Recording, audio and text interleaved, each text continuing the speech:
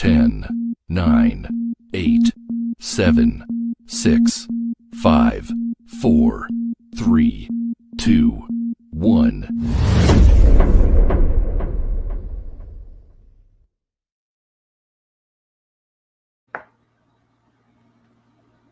What's going on, Silver Squad? Welcome back to the Silver Site. My name is RJ. I'm Gerald. G saw that. I'm Jay, Hero Harrison. I think you're muted. Yeah. Sorry, I'm Desiree. And today we're going to be covering or breaking down or having a little spoiler talk about Weapons, the movie 2025.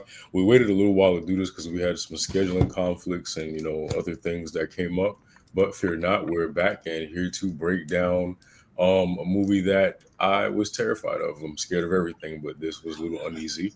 Yeah, I was terrified the entire time. Oh man, it was not a fun for me. I didn't enjoy. Didn't enjoy portions of this movie, but yeah. So I'm gonna go around and get everybody's initial thoughts on spoilers. Gerald, we'll start with you. I thought it was good. Definitely, I'll just be honest. It didn't. For me, it didn't live up to the hype that was getting pushed out there. I think there was some other things that played with the hype. But I thought it was good. I thought it was a good original type film, script wise and all that. But it was cool. Yeah, I have to agree with Gerald. I thought it was good for what it was. I ended up really liking it. However, as far as the hype, that factor, I think what it was is they did a good job really promoting it, something we haven't seen with other films as of late. And finally, when it came out, we're just like, oh, okay. So it's still worth seeing. Pretty good, in my opinion. Yeah, I agree. I think it was good. I think that it's something that we've seen before, just in a modern day kind of form. And I'll get to that in a little bit. But I do think it was still pretty good. I thought it was a solid movie. Yeah, same here. I think it was a solid movie. I think it was a good story.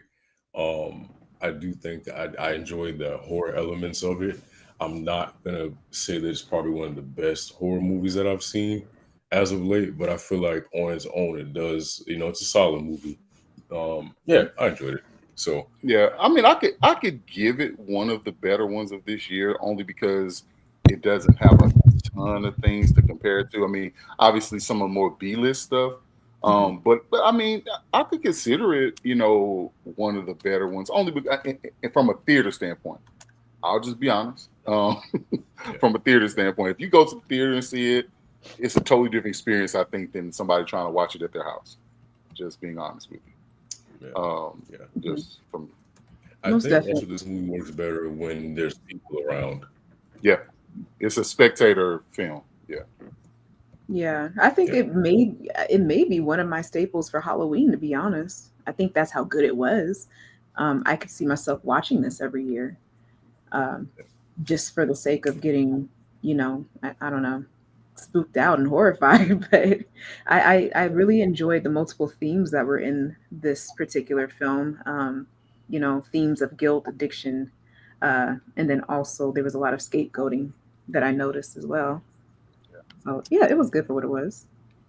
Definitely a lot of scapegoating. Did you guys because I didn't do any research on the movie other than the trailer that I saw that one time, or when I would go to the theaters and see the trailer. I didn't know that this was going to be a point of view movie. And for me, like when I noticed it was a point of view movie, I was like, oh, okay, this is a little more interesting than I thought it was going to be. Because I thought, what the hell is her name? Not Ruth from Ozark. What is her real name? Julia Gardner. Oh, Julia Gardner. Yeah. I thought that she was going to be like the main, like only character in this. I didn't know we were going to see her have a section and everybody else the way they were. Like, well, they didn't market it that way, so that was I think that was a great idea though, to not market it that way, because it gives you a totally different feel while you're watching it. You're like, wait, what are they doing? Oh, okay. And you don't really realize it until they move into the second part of act, until second piece of Act Two, you know, Yeah. and then you're like, oh, okay, they're going from because once they switch to Josh Brolin's character, it gives you a little bit more insight. Now, for me, it was fine. I was fine with that, but it started to slowly chip away at the lore now because now I'm like, okay, so we're finding out things aren't necessarily as spooky as we think. It might just be Mm-hmm. it actually may be something, you know, Yes. that could happen. At least for me. But then it started to turn because I was wrong in my thinking. Once they moved to I can't remember the cop's name, but I think it was Paul, I guess, in the movie. But Mm. when they moved to his perspective, it started changing for me again because you see Paul. the different bits of imagery, and Mhm. it just starts to like go weirdo. Yeah. Yeah.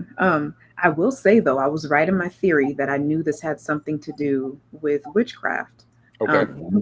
Just by Okay. judging the trailer, and then also they gave it to you too, you know, witch written on her car, that sort of thing. But I was like, for the children to just disappear and then all run off in a direction, and then have that sort of triangle shape. Yeah. That was creepy. If I see my niece or nephew running like that, that's. But just knowing that, I was like, they have to be like under a spell of some sort. So that was kind of nice to find out, that she was who I thought she was. A lot of dark I in that. I honestly didn't think it was witchcraft, which y'all know me. I love witchcraft. I don't know why my brain didn't automatically go to witchcraft. I thought it was going to be like some sort of demon or like Bagul or something like that along those lines. Mm. And so when I found out that it was witchcraft, I was super surprised. But also, I was I was kind of annoyed because I get that cops some aren't the brightest, but damn, no one thought to triangulate any direction that those kids were like. No one Yeah, thought to triangulate anything. no one but Josh Brolin, Because right? that's what I thought.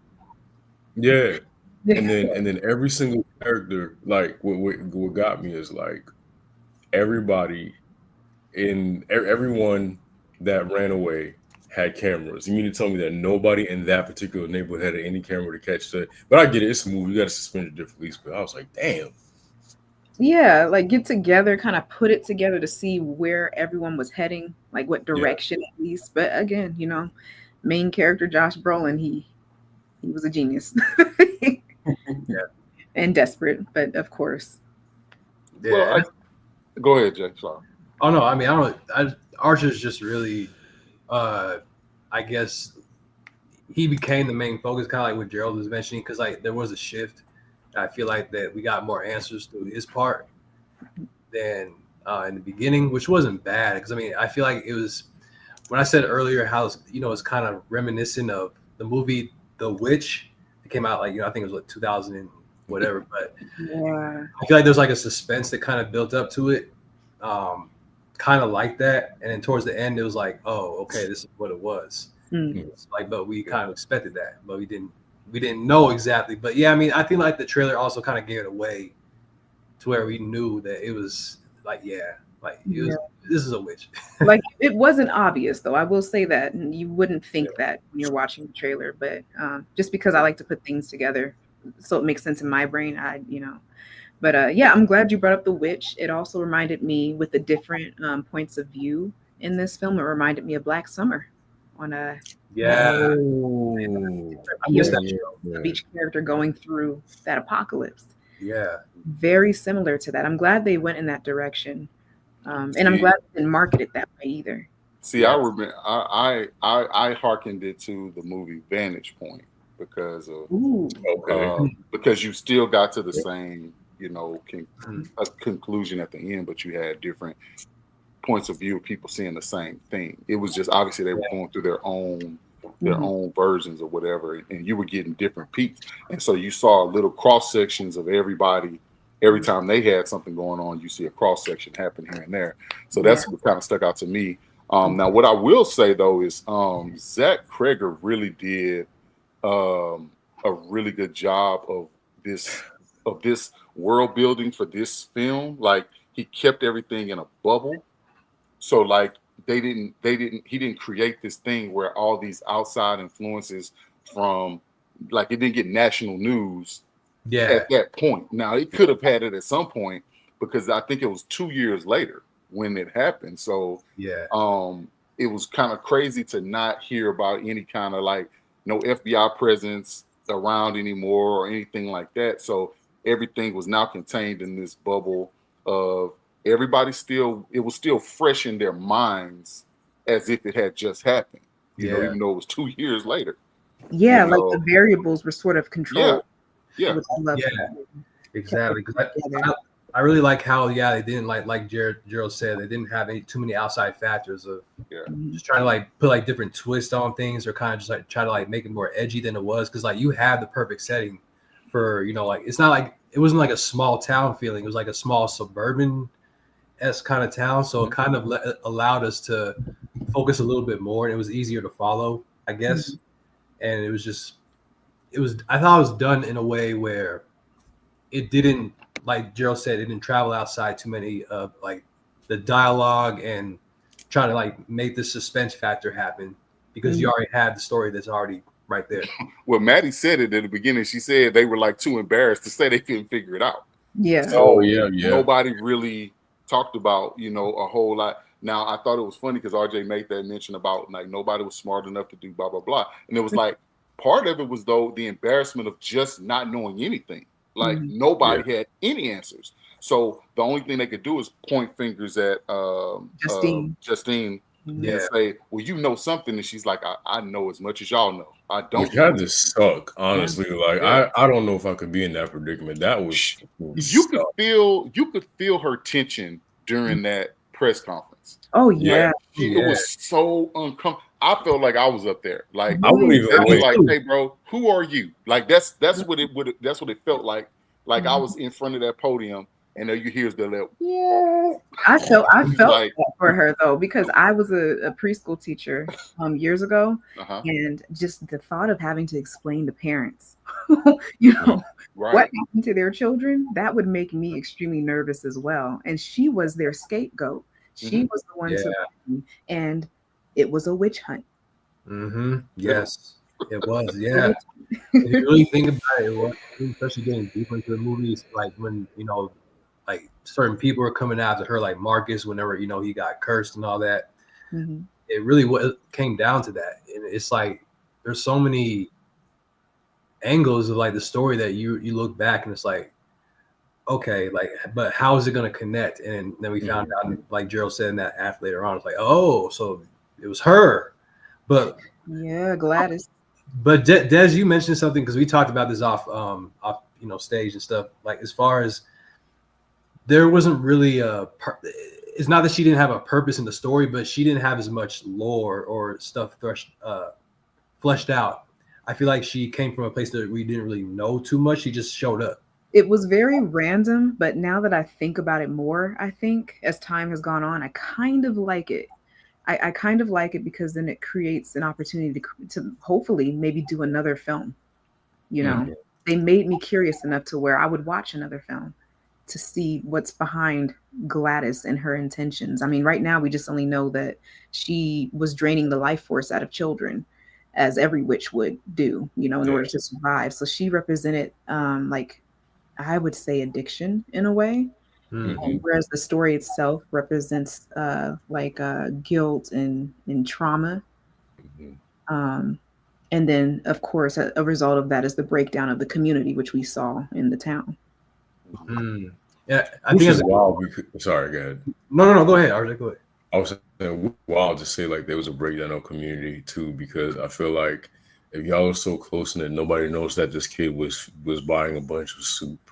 Like no one calls CPS. Like, why are you buying 18 cans of soup? Okay, so they like, but check this out though. A lot of what that shows is even no matter how close knit that community might seem or come across, everybody's still focused on just what they're focused on.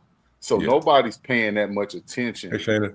Shayna, what up? Nobody's really paying that much attention on the grand scheme of things, you know. And so it made it even that much more telling that even Gladys told him, like, you gonna do this. Like, I'm not gonna help you. You just gonna do it. You're gonna figure it out. And think about it. He just basically had to figure out. Dude didn't even know how to open. He didn't even know how to open a can of soup. Then he switched what to a the pop dumbass. tops. But then he switched to the pop tops though. Because he didn't have to. He was in the 3rd grade. He didn't have to. Yeah, dummy. Come on. That made me so mad. Like, but his parents were coddling him, taking care of him, so he didn't have to do any of that stuff. He don't do nothing. And then he just he went from being taken care of to all of a sudden now he's the caregiver. True. Sole caregiver of 18 people or 19 people. Yeah. It's just a representation of children often having to be like when their parents are not capable of taking care of them or no longer. It's just another illustration of how children have to take care of themselves when their parents or the adults around them fail to do so. That was kind of what I got from it. It's sort of like when your parents get older and you kind of have to parent your parents, it was kind of like that. That's the vibe it was also giving me. But I want to address Peter Griffin's comment. I don't think that he got that 20 grand. I don't think he was able to claim that because he talked. So yeah, and that was James, not Anthony. Because James, I'll never forget his name because bro was hilarious. He was he was good. He was good. Yeah. He was in a lot of other things too. Euphoria. Yeah. I had to go back. He wasn't. Euphoria. Yeah. I think The Walking. Oh, he was. Yep. I think. Yeah, bro was it. Act 3 it was different. It was I'll just kind of leading up to that. I mean, beforehand, as far as the story goes, I mean, I felt a lot of the tension. I think Kreger still was able to do the balance of that heavy horror thriller tension and still break it with the random act of comedic, timing. Yeah. I just thought it was ridiculous because I think it takes me back to even Barbarian. They had one-liners and things like that would just pop out just because of something someone says or the way they delivered a line and just broke the tension real quick, Exactly. Yeah. And then in this, they did a really good job of not doing any, even the jump scares weren't so obvious because of how it kept you on edge for so long, and then you just go, oh, okay. And then as you kind of ease into the next piece, then the jump scare happens. Yeah. The only one that got me good was Gladys. Anytime she popped, when she popped up in that bed, that was it for me. Oh yeah. And when Brolin screamed out, oh my god, whole theater cracked up laughing. I ain't gonna lie, I so wanted to. I'm not 100% sure how good their English was, but it was a couple people a few seats down from me, and the dude literally was running in place. Things would happen. I mean, I was over there laughing so hard at him. I was like, man, I should have tried to interview him just to be bro, because it was hilarious. I ain't gonna lie, the lady that was with him, you could kind of see the disgust on her face, bro, this is a terrible look for you. I hope this wasn't their first date. We'll just say that. Ooh, well, I was sitting next to people who kept whispering the whole time. Well, not even really whispering; they were talking the whole time. It took so much in me. Jay knows. I was just sitting there getting irritated. Shut up. That's one thing I hate about going to certain movies and sitting next to people. I'm from now on, I'm just gonna rent out the whole row because I'm nope. Yeah. Always here. And then the worst part was that they were guessing what was gonna happen, and so I couldn't really. Yeah. It kind of pulls you out. Yeah. I'm bad with that. I'll be like, hey guys, whoa, please. Whoa, we all paid. Relax. Yeah.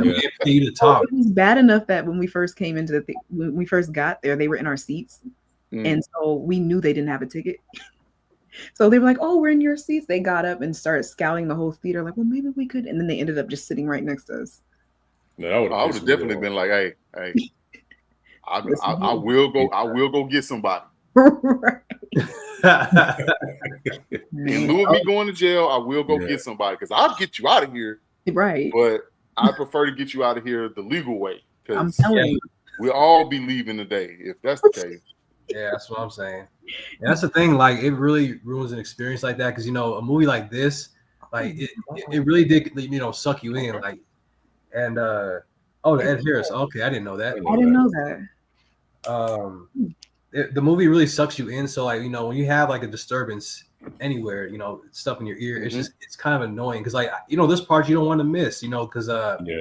But thank goodness it wasn't one of those movies where you like if you miss something then like it wouldn't be the end of the world like looking at the story and be like, oh, like I should have not got that popcorn or go tell on these people. I don't know because I got scared at one part and I closed my eyes and when I opened them, like something happened and I was like, well, how the hell did they get her hair?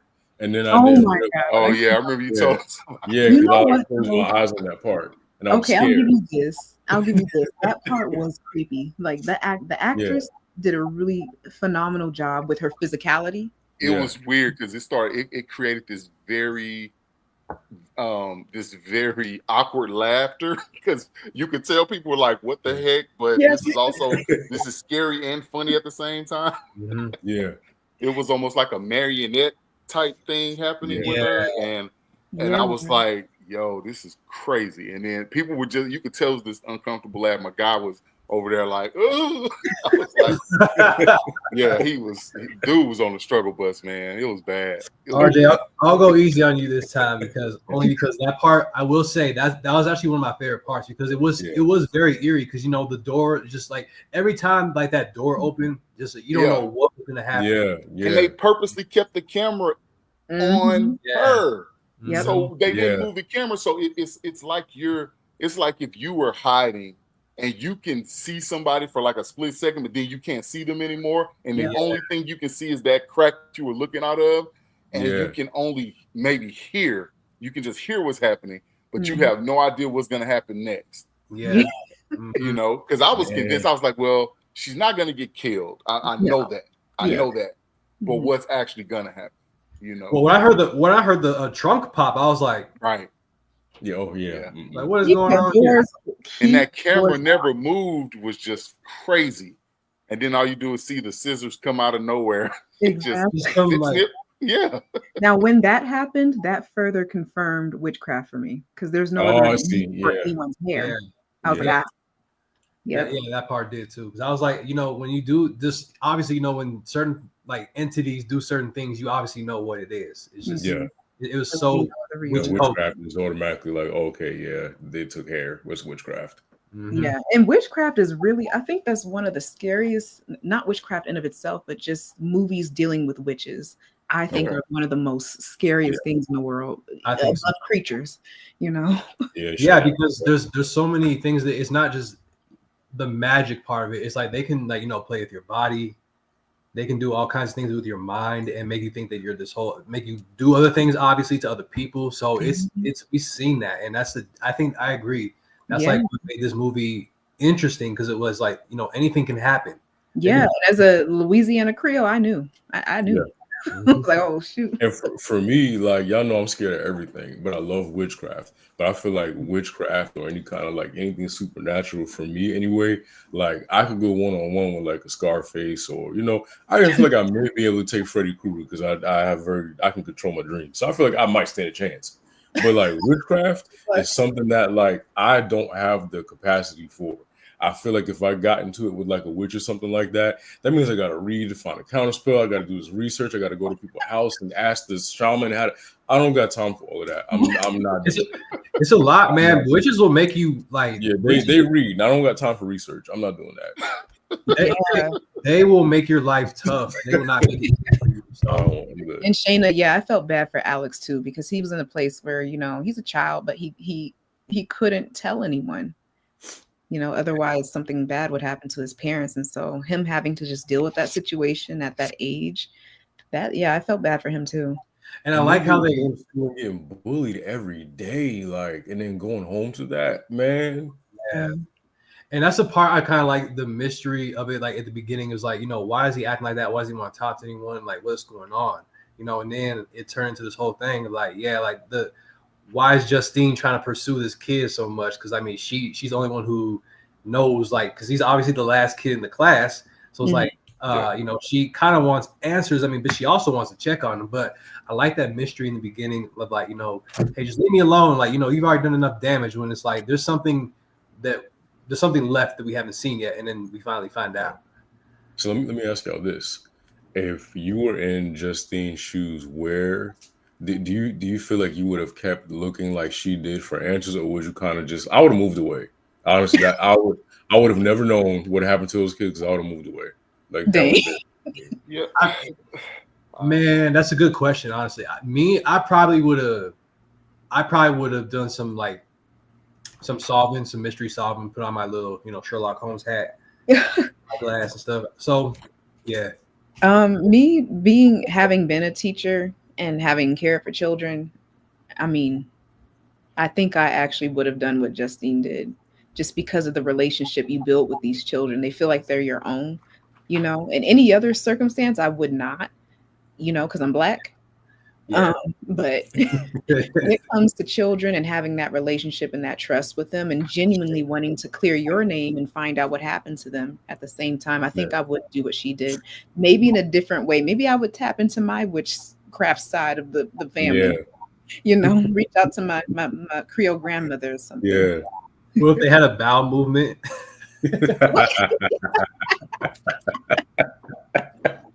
I would have to move out the way.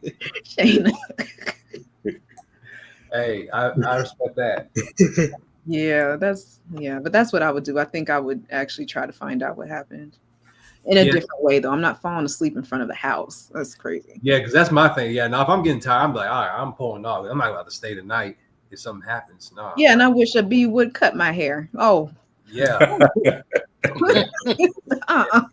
you see the TikTok where that lady was like, when the witch cut my hair, but it's really a wig, and then it cut to somebody in India running around. Lord. That is But that's how it be. That's exactly how it be though. Again, it's like, oh, you thought you was gonna leave with something, huh? Oh, okay, I got something for that. This is how Black women stay surviving in these type of films. Okay, just accidental. It was a wig, and now somebody else gonna get spelled. Not That had me dying. At least I got my life. I got a messed up wig, but I got my life still. Hey, Black and we mamas, waking up. That's the difference. We can feel when people are. Hey, Black mamas will go to the depths of hell and make sure that they get their child back from Satan. Yeah. They don't care what happens. Oh yeah. Speaking of, were there any Black people in this movie?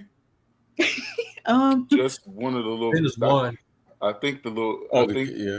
Yeah, a couple of the kids that ran off.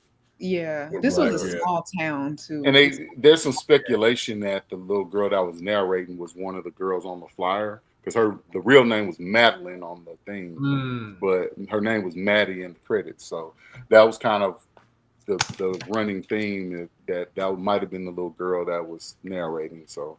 And some people thought that the little girl that was chasing towards the end, chasing Gladys. I've been hearing some theories about that.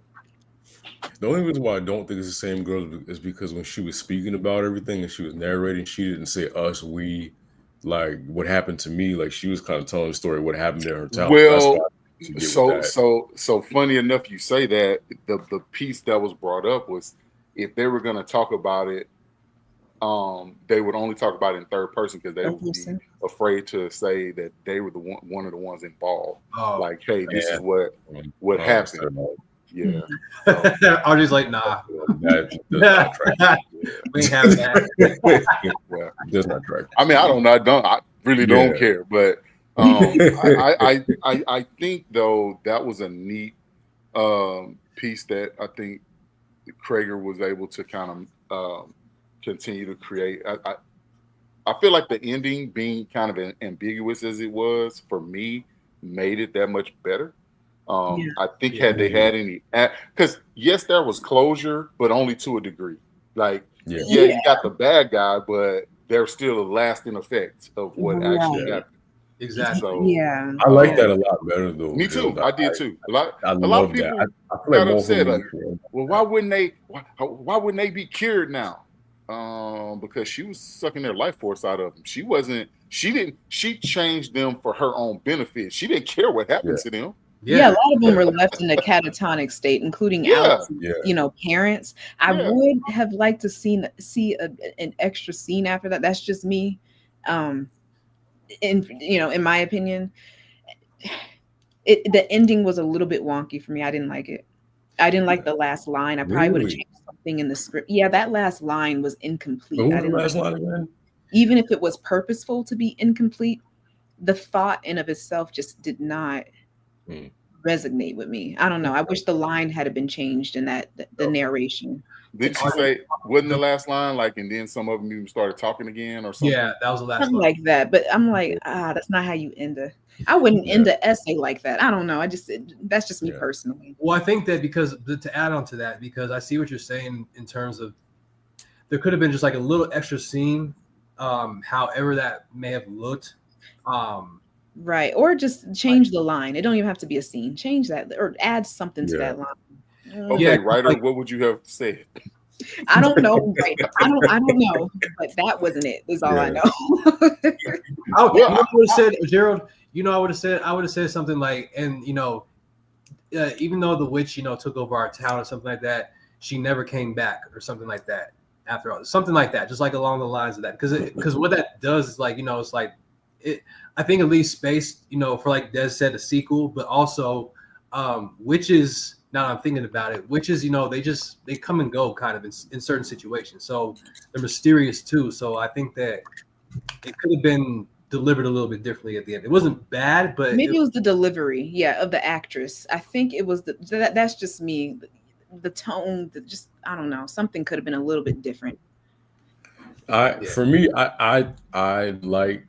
It reminds me of the ending of, not reminds me, but like how Imaginary had a similar ending to where like, I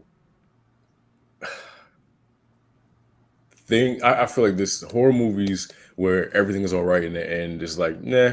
I love the type of horror movies that you face consequences after everything goes down. Like, to me, the ending of Black Phone where he kind of made it out is like, I feel like, I like the fact that the bad guys, in a sense, although the innocent people didn't come out unscathed, you should be scarred. Yeah, I agree. Even when they said Alex's parents ended up in like an institution or whatever, and that was kind of funny too, like a little shade funny when they were like, Alex's parents are still eating soup, but he's not the one feeding them. Yeah, at that point, I was like, who's writing these lines? That was a little bit weird. I'm telling you though, just the way that it was written. I was like, okay, so for me, I'm gonna just be honest with you. Again, so you have a kid is telling you this story. So think about it. Yeah, I understand. This kid's in the 5th grade. Yeah, no, that's understandable. So they're telling you like, hey, they're giving you the practical application of what's happening. Yeah.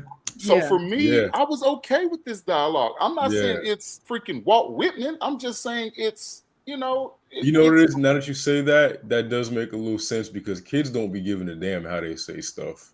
Like, but just like she said, and Alex is living with another aunt. Right.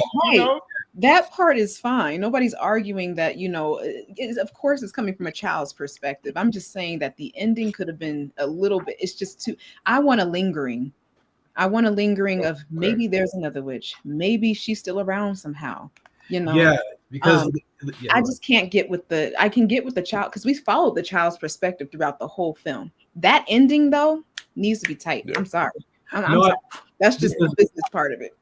I'm okay with a bad guy winning. So and that's threw me my off thing, of the rest of the film almost, So I had to go and I was like just thinking in the car, like But I was with you on that though, because we were both thinking in the car on the way home. Because I mean it. Yeah, I was quiet. He kept asking me questions. I'm just like. So Desiree, you got hit with the damn it. Yeah, oh my gosh, darn it. And that's the thing, like kids don't give a damn what they say. But but for this movie, I think that leaving room, there's a lot of room. Like, okay, here's an example of like what Des and I talked about too, because the movie Joker, it could have ended like, you know, in 6 different ways.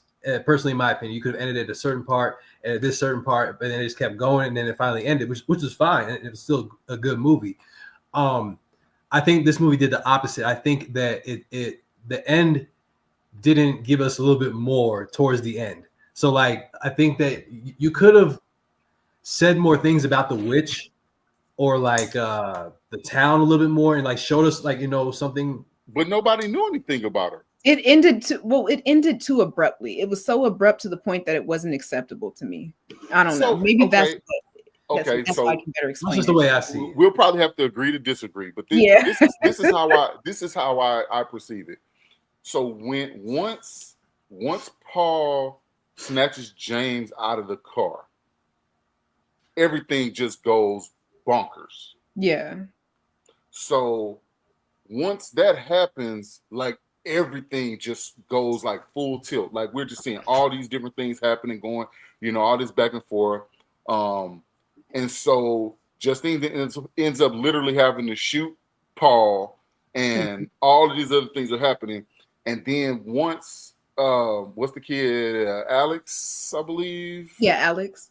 Once he puts the spell, once he puts the spell for them to go get Gladys, I feel like everything just shifted into like it wasn't that it was about getting to a like solution to it was basically because it was like now her spell ran amok on her. Yeah, and that's cool. And so for it to end like that, I think it was part of the course based on how the whole movie was. Like I said, that's how the movie played out. That was like a whole bunch of just events happening. Yeah. Yes, it was 2 year. Yes, it was 2 years. Like all this thing kind of just mundanely ran in the background with Alex and the aunt and all this stuff. But then once that lid finally got lifted off and other things started happening, the ending just ended up being a microcosm of really this. It was just bubbling underneath the surface the whole time. And then it just spilled out into the roadway. And that was it. Like I get what they were trying to do. It just did not do it for me. Okay. Gerald, I think this movie had, like Shayna said, it's like they ran. She made a comment. It's like they ran out of a budget or something, and that's exactly how that was funny. because it's funny you say all that though, because that's and it might sound like I'm making a case for it being like the best movie of 2025, and I'm not. I'm not because it wasn't, and I literally said that, even in my reaction to it, it wasn't. But me trying to put my my brain into the real thinking mode and how it got to where the ending was for me. Why it made sense is because of the chaos of the movie. I think that's kind of how it sums up, I feel like this movie has so much suspense that it didn't give us like enough at the end. So I think that like that last part, it could have. I thought it was gonna be a banger.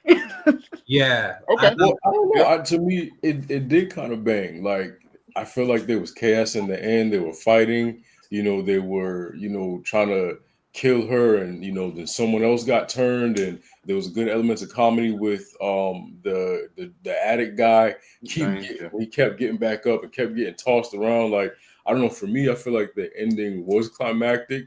I think that maybe we were expecting more exposition on who Gladys was and how she came to be, and I think that's probably the element that people were missing out on, because we didn't really learn a lot about her except that she was a witch. We don't know, how she was related to, the victim's mom, if she lied, and then furthermore, white people, why do y'all be letting people stay at your house that you don't know like that? I don't know. That was her sister. Who it is. No, that was her sister. That was her sister. Yeah, like I don't give a damn who it is or how well, if we family or not. Like, you ain't about to come stay at my crib. Like I ain't seen you in 15 years. You could be still. I don't know you. 15 years or 30? 15 years? Nah, really not looking like that. Yeah, with those fucked up bangs. You show up on my doorstep. No, get out of here. I hate RJ, those things. RJ, she looked like Gollum coming out the cave. No, It was so bad. stop. This baby's gonna be That's so hilarious. mad. Like, I hate those things. And Yeah. you know what? The worst Lifting thing. over your damn face, looking a fucking mess. Like, why? Like, why would I? No, get out of here. Get out of here. Yeah. It's just, I don't know. those outfit made me mad. So I do think I do think that I think they did a good job of at least showing a few of the relationships, how they kind of crisscross one another a little. Because I think without that, you still have the same movie, but I think you actually care about the characters a little bit more because it made it that it meant that much more at the end when Justine ended up having to shoot a dude. She shot him in the neck and realized it wasn't gonna happen, and she had to put that bullet in the brain with Paul. Because that was, you could see the horror on her face, like, oh, I gotta shoot him again. Like, exactly. So I think the cross intermingling of the characters was cool. Actually, I don't know if he's still in here. The boy Peter said earlier, and that said about the wife when she was following her. That was a slick shot though, the way they did it, because they would do the turn right after Justine turned, and you could see the other character move. And I kept saying, okay, there's got to be the wife, but this is a scary way to do this. Exactly. It was low-key was scary, Yeah. Because it'd be like the camera was on her face, but you could see this character go by in the background, and it reminded me of the shot of the when the infected were moving in silence in the background. Yeah. On this past season of Last of Us, and that's what it reminded me of when she turned that corner. I was like, is this person following her? And then she turned the corner again, and then that person turned the corner. I was like, oh snap! It was definitely giving Pac-Man at that point, because they be on you. Yeah. What was that question that Shayna? Yes, who's your favorite character? And I think mine would have to be definitely my least favorite and favorite. I think my least favorite is definitely Paul. I could not stand him. He was doing stupid stuff as a cop, drive me crazy. I wanted to call up RJ and have him just go punch him in the face or something. Paul got on my nerves. I did feel bad for the needle stick, and then Paul was stupid because anytime there's a needle stick, anybody in healthcare will tell you. You're a cop, you should know. You automatically let employee health or whatever know, because there are certain things you have to take in order to prevent like HIV infection, things like that. Yeah, it's like for you to be a seasoned cop, get a needle stick, and then you turn around and smash Justine.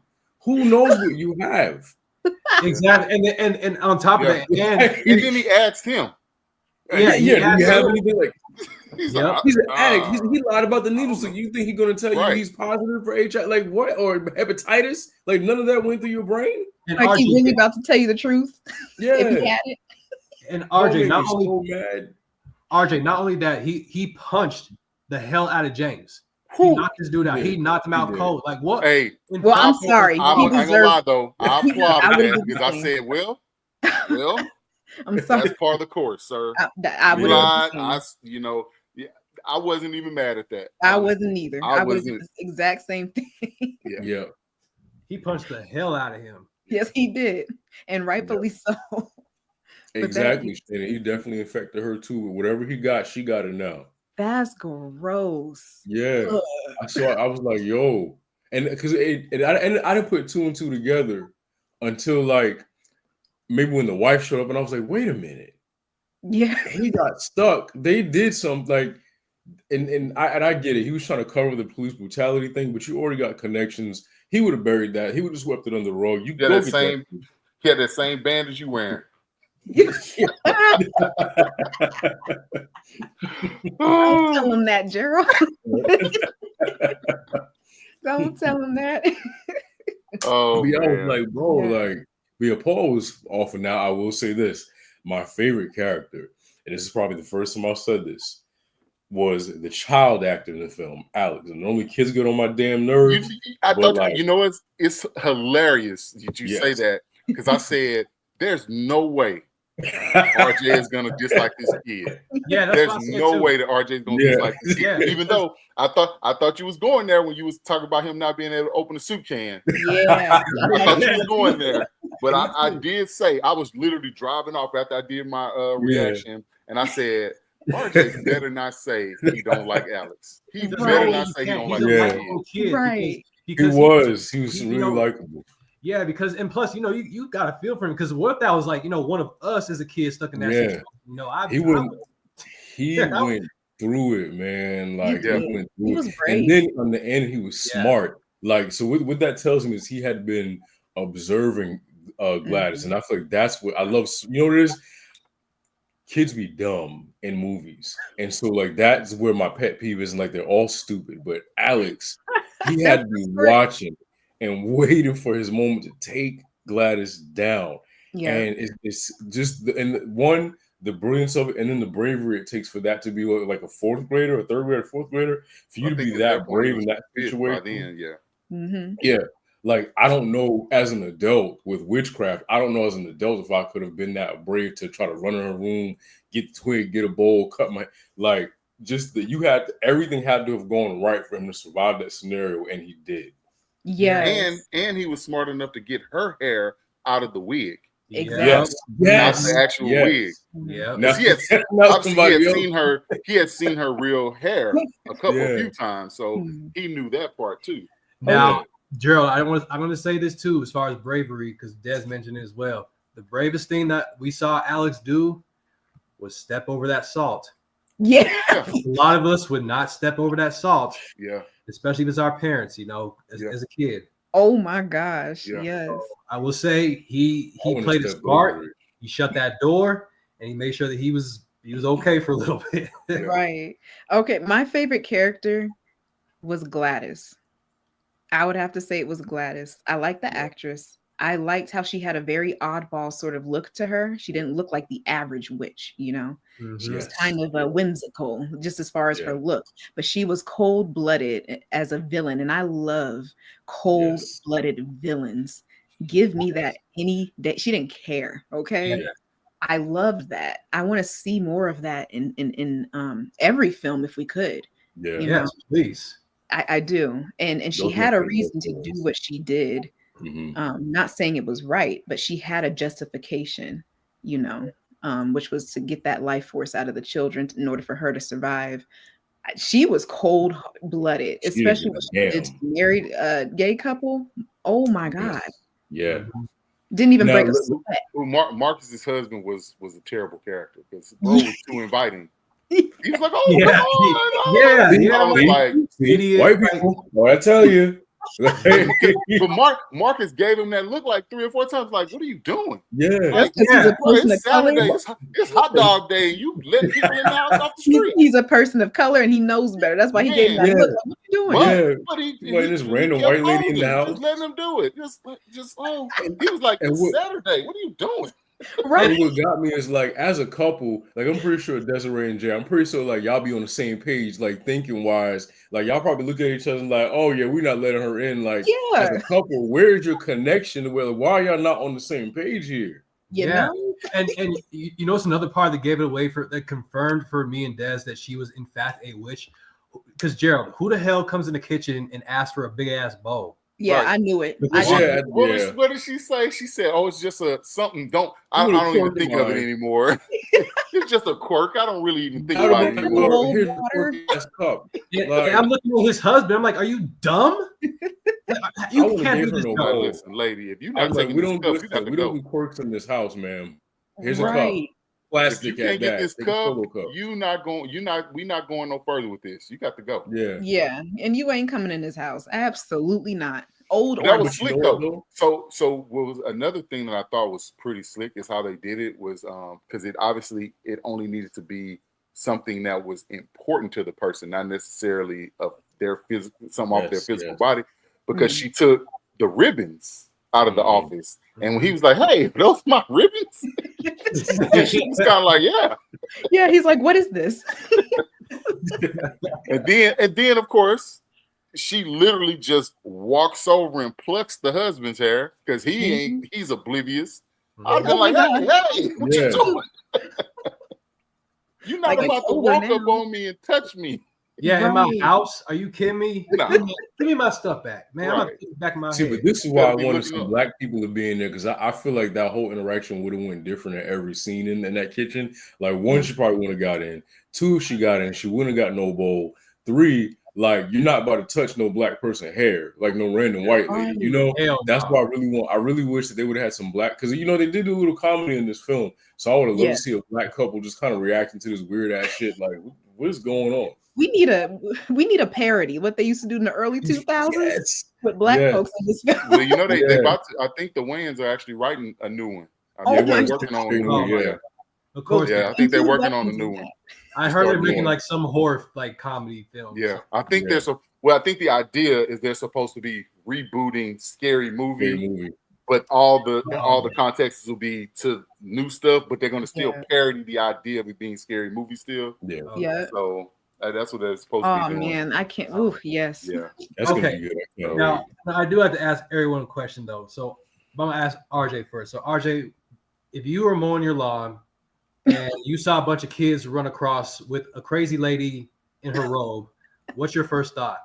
First of all, Yeah. that scene had me dying. Yeah. The whole in the theater was dead. They were. Oh, it was. What? It was the laughter was ridiculous. The Yeah. laughter Yeah. was We were laughing. crazy. They were. Yes. Oh man, you couldn't I even hear love- because there was so many Right. people laughing so loud. But I love stuff. I think that's good humor in a horror movie to me, like because it's from a perspective of like, because the guy he's not in none of that shit, so he's Right. just minding his business, mowing his internet.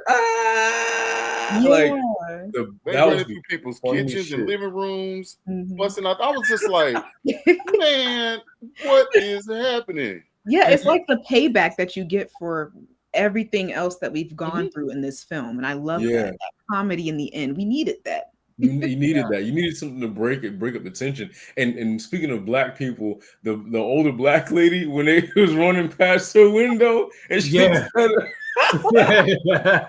I love black people. That was the funniest thing, man. Like, Because we know us, okay? yeah. RJ, I That will was say the this too. funniest shit. I will say this too, man. That kid, that little girl in the pink, she was Yo. she was She was busting out. through those doors and the windows and I That's thought an she was- athlete right there.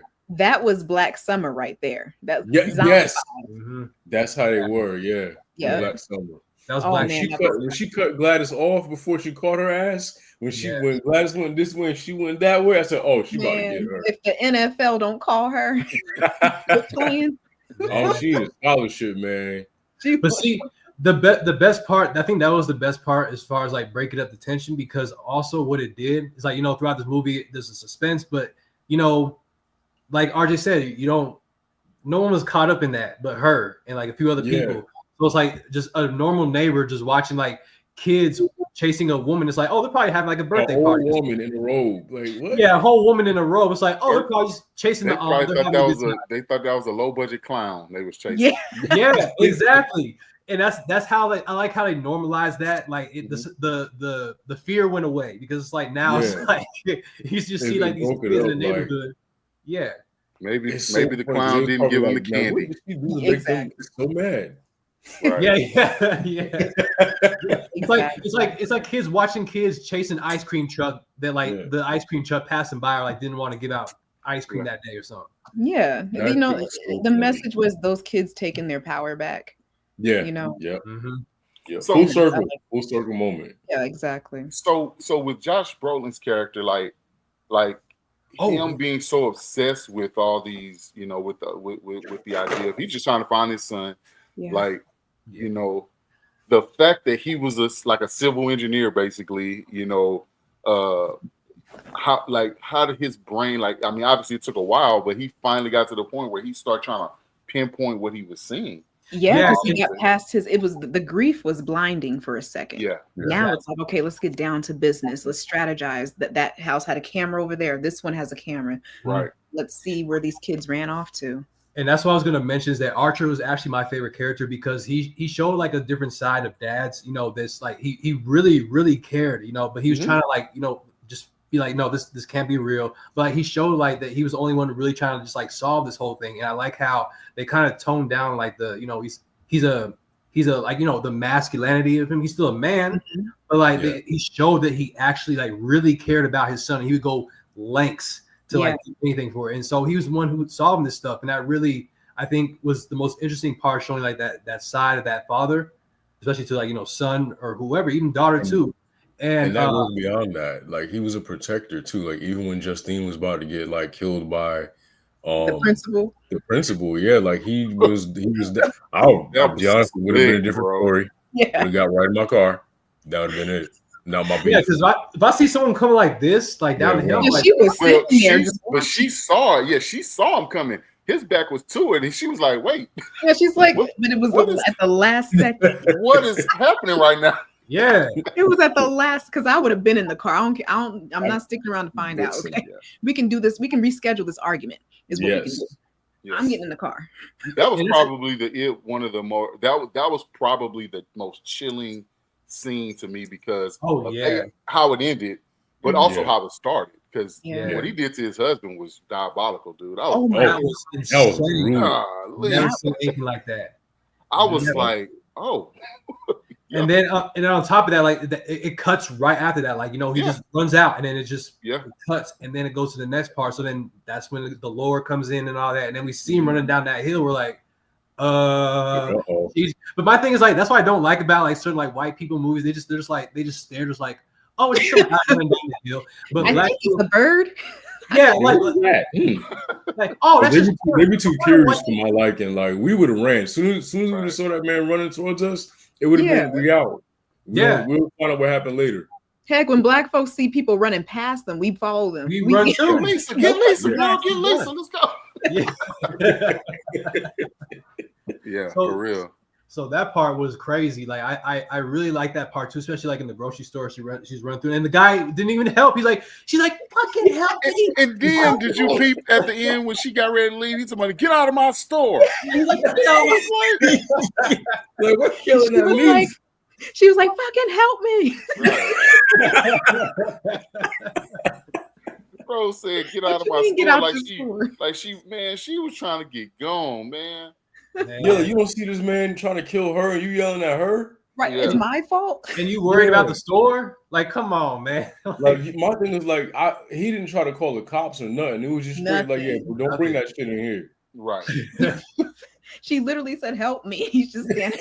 That's crazy. He's behind the counter like, man, you messing up my stores. Quit all get out of my store. Like, what? The most terrifying part is that he would not stop. Imagine someone chasing you and they just will not stop. That is the most terrifying thing in the world. Yeah, RJ, imagine like going all the way to California from like New York and that person chases you like or shows up like 2 years later. And it's like, okay. So that was some serious witchcraft right there. Yeah, very interesting film altogether, all around. Very interesting. For sure. Definitely, like I'll say this. It's by far not movie of the year. I get it. It's refreshing, it's different, whatever. But I think that, and I'm not gonna say it was overhyped. This is a genuinely fun movie. It's a good movie. But it's not something that I would hail as like a Sinners, you know? Yeah. Yeah, it didn't do what people are trying to do. Yeah, I think the marketers did their job as far as promoting films the way it should be promoted, because we're not seeing that anymore with all these other films. They did their job in that way. I do wish the movie lived up to that, though. I really do. Yeah. It was still good, and for some people it did. Obviously, and for some people it did. But what I will caution that excitement to is rewatchability. Being that you already know what happens at the end, is it a movie you can honestly turn on and in good faith have the same fun with it every time you watch it? Which I said, for me, it does have that quality. For you, but even though I didn't like the ending, I think it does have that quality. But I would bet people, if put a truth serum in them, that's not their reality. Yeah. They might try to say it now because somebody wants to put it above Sinners or put it above this or put it above that. But for me, it's not. And that's no condemnation to that film.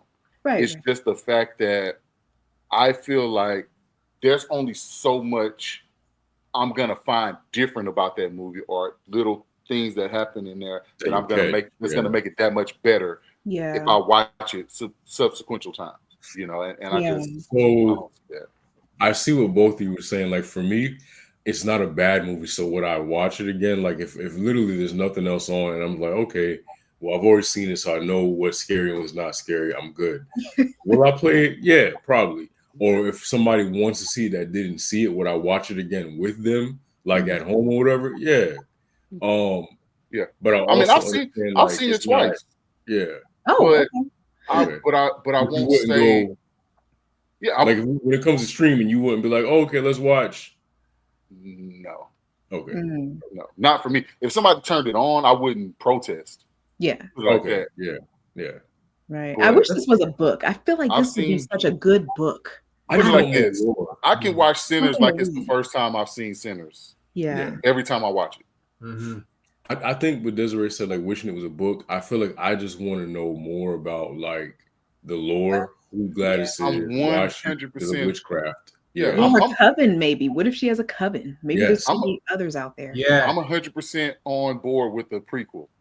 Yeah. Same. I'm on board. I'm on board with the prequel. That leads up to right before she has to book it over to Pennsylvania. Yeah. Honestly. And that's why she picks up the phone and calls her sister and say, "Hey, can I come stay with you guys?" I'm on board with that. I would be 100% on board with that.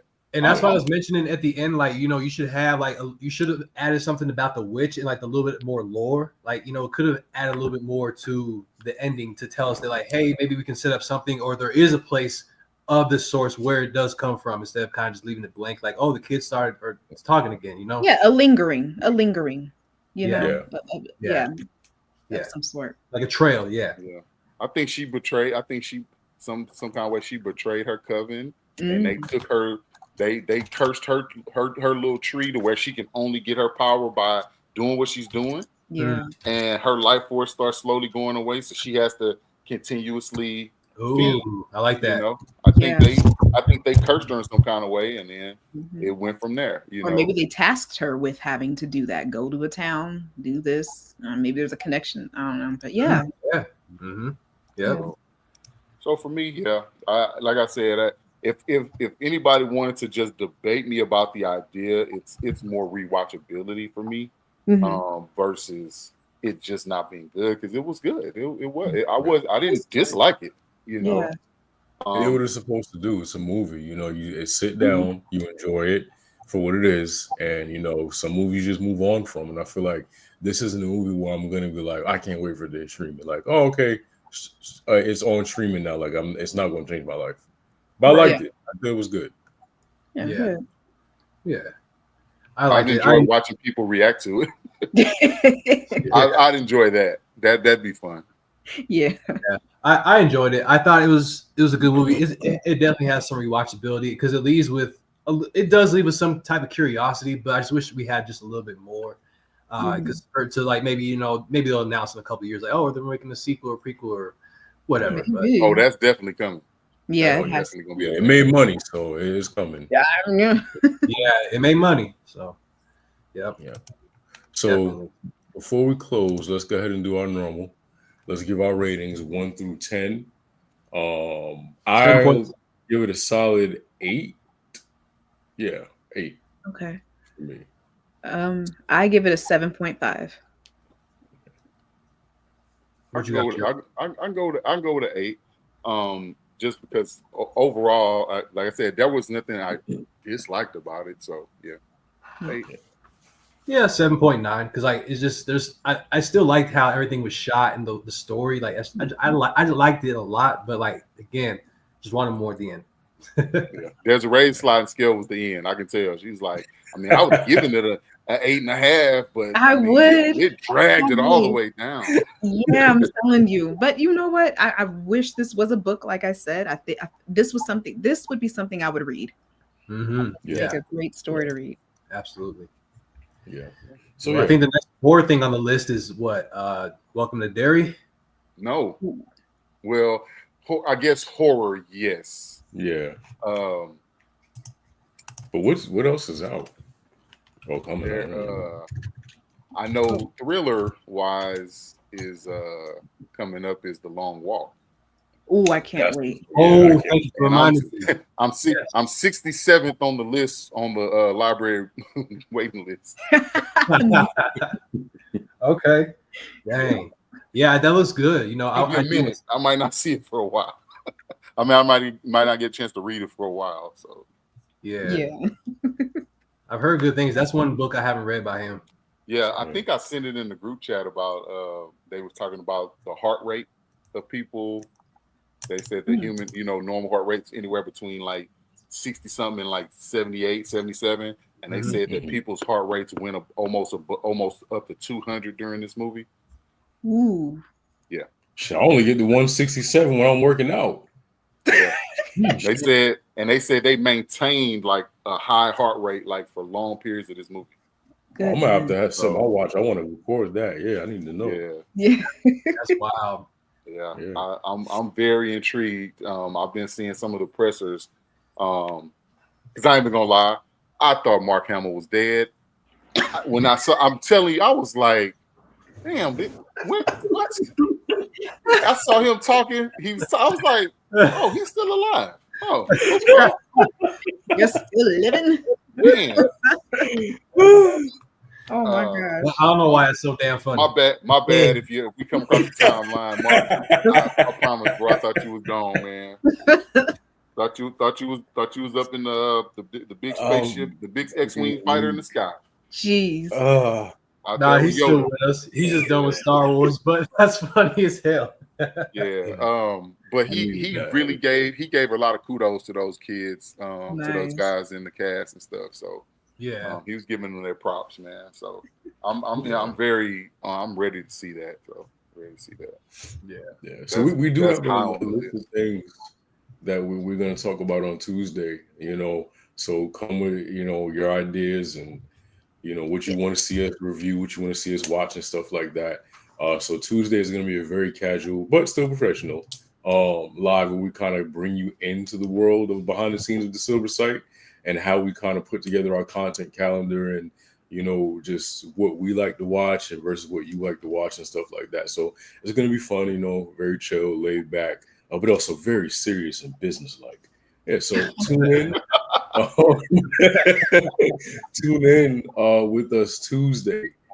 Bring a friend, bring your ideas. Let us know what's out because we will be Googling and looking stuff up, and let us know what you want to see us cover. Thank you guys so much again for a wonderful show and tuning in. We appreciate the audience participation as always. Don't forget to like, share, most importantly, subscribe. Later days.